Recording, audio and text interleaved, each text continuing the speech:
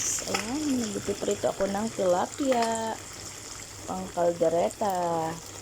Ayan, dito na tayo ng luya para sa ating kalderetang tilapia. Ayan po, gisayin natin yung bawang sibuyas, kasama ng luya. Para hindi po malansa ang ating kalderetang tilapia.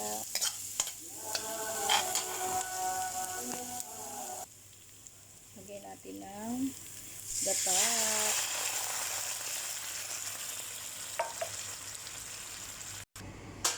Lagyan natin yung turmeric. Yan, kalating kutsarita. At ang ating asin. Tapos ilagay natin sa gata yung ating piniritong isda.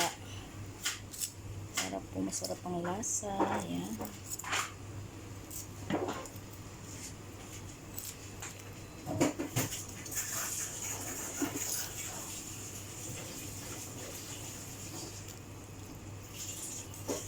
Dinamihan ko na to kasi may pasok yung mga anak ko. Wala kaming hirap mawala ng ulam. Ayan.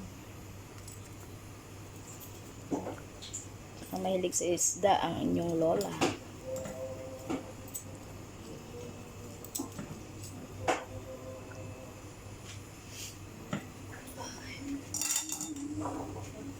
Sama natin ang kalabasa.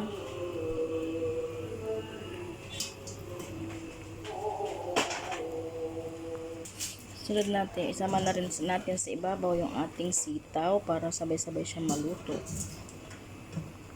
Ayan po. Ayan po, yung aking kalderetang tilapia. Itinapon ko sa ibabaw yung natira. Ito. Ayan, may kalabasa kasama sitaw. Di po ba, panibago sa paningin niya.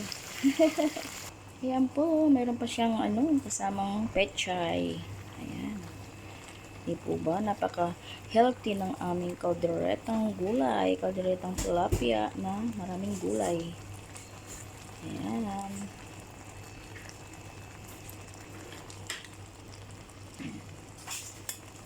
Ayan yan, 5 minutes na lang, luto na siya.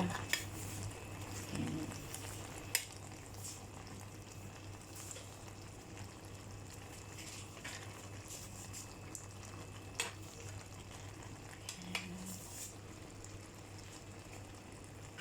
Thanks for watching. Ayan. Bye.